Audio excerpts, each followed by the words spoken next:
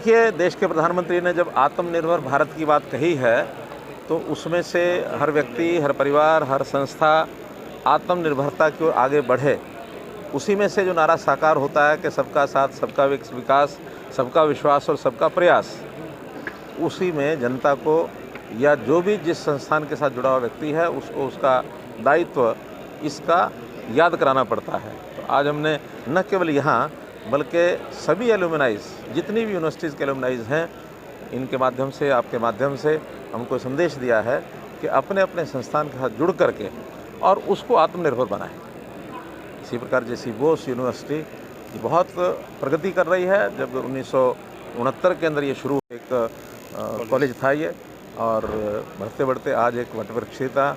उस समय कुल 400 के लगभग विद्यार्थी पढ़ते थे। आज यहाँ 6000 विद्यार्थी पढ़ते हैं और आगे ये और भी बढ़ेगी, क्योंकि एक स्थान म्यूनसिपल कॉरपोरेशन का एक स्थान था, वो उपलब्ध कराया है 18 एकड़ का फरीदाबाद गुड़गांव रोड के ऊपर। जब वहाँ भवन बनेगा तो इसका एक कैंपस नया भी हो जाएगा, तो लगता है कि डबल संख्या, क्योंकि डिमांड बहुत है यहाँ, इस डिमांड को और पूर्ति की जा सके। तो इस नाते से संस्थान की प्रगति में सरकार अपना योगदान करेगी, एलुमनाई अपना योगदान करेंगे, विद्यार्थी अपना कर ही रहे हैं, तो उस संस्थान को आगे बढ़ने के लिए मैं शुभकामना देता हूँ। सरकार ने सुप्रीम कोर्ट में हलफनामा दायर किया है कि अरावली में हाथ खड़े कर दिए, तो क्या लगता है कान का एन्क्लेव जो सरकार ने बसाई थी उसको तोड़ा जा सकता है? देखिए, मिस रिप्रेजेंट और मिस कोट और मिस इन्फॉर्मेशन के आधार पर बातें नहीं निकालनी चाहिए। विषय इतना ही है कि इसके आज तक जिस चीज़ को उल्लेख नहीं किया गया था वो हमने सरकार की ओर से उल्लेख किया है कि वन क्षेत्र अलग है, जो नोटिफाइड अंडर फॉरेस्ट एक्ट वो एरिया अलग है। पीएलपीए क्षेत्र अलग है। पीएलपीए केवल लैंड इरोजन को रोकने के लिए कानून बनाया गया था सन 1900 में, वो एक अलग है। लेकिन दुर्भाग्यपूर्ण स्थिति यह है कि कहीं किन्हीं गलतियों से इन दोनों को मिला दिया गया, और जब दोनों को मिला दिया गया तो फिर अब कोर्ट को भी ध्यान में आ रहा है कि 40% हरियाणा के एरिया पीएलपीए में नोटिफाइड है।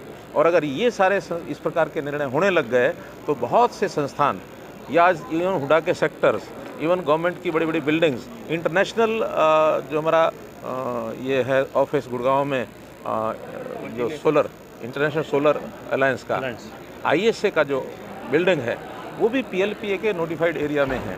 पीएलपीए का नोटिफाइड एरिया एक पर्टिकुलर टाइम के लिए होता था, उस टाइम के बाद वो नोटिफिकेशन ख़त्म हो जाता था। लेकिन चूँकि पहले कुछ एफिडेविट गलत दिए गए, सुप्रीम कोर्ट ने एक निर्णय दे दिया कि पीएलपीए और फॉरेस्ट एक्ट को मिला करके फॉरेस्ट एरिया मान लिया। उसी में से सब संस्थानों को नोटिस दिए जाने लगे। अब हमने एक एफिडेविट 85 पेज का दिया है और सुप्रीम कोर्ट को कहा है कि इसको अलग अलग करिए। जो वास्तव में फॉरेस्ट एरिया है वहाँ अगर कोई सुप्रीम कोर्ट निर्णय देता हमें कोई आपत्ति नहीं है, लेकिन पीएलपीए एरिया जहाँ फॉरेस्ट से कोई लेना देना नहीं है, लैंड इरोजन का विषय था, उसको लेकर के उसका निर्णय सुप्रीम कोर्ट दोबारा करे, ऐसा हमने निवेदन में किया। देखिए, ये विषय मेरा नहीं है। ये जो एजेंसीज हैं आंकलन करती रहती हैं, तो कुछ आंकलन में लोगों ने किसी ने कुछ कह दिया, कभी कभी कोई सोशल मीडिया पर इधर उधर लोग कर देते हैं, उसमें से अनुमान लगा के कोई बात कहते हैं। मुझे व्यक्तिगत तौर पर ऐसा कोई खतरा महसूस नहीं हो रहा। दूसरी पारी खेल रहे हैं हरियाणा में, और अभी भी फरीदाबाद दूसरी पारी आपकी चल रही है हरियाणा में एज ए सीएम के तौर पर, लेकिन आज भी फरीदाबाद की कई मुख्य सड़कें हैं जो जर्जर लोगों को आना जाना मुश्किल हो गया। वर्षा आपके कार्यकाल रहते पूरी हो जाएंगी या नहीं? अरे भैया, बहुत जल्दी हो जाएंगी। कार्यकाल का क्या मतलब, आप बोल क्या रहे हैं? आप ये कहो वर्षा के बाद सामान्यतया महीने 2 महीने में चीज़ें होती हैं, महीने 2 महीने लगते हैं। वर्षा आज आपके अक्टूबर के महीने में वर्षा चली है, इसलिए सारे काम शुरू हो चुके हैं और वो बहुत जल्दी जितना समय क्या कुछ कहना चाहेंगे, कब प्रचार पर जाने वाले हैं?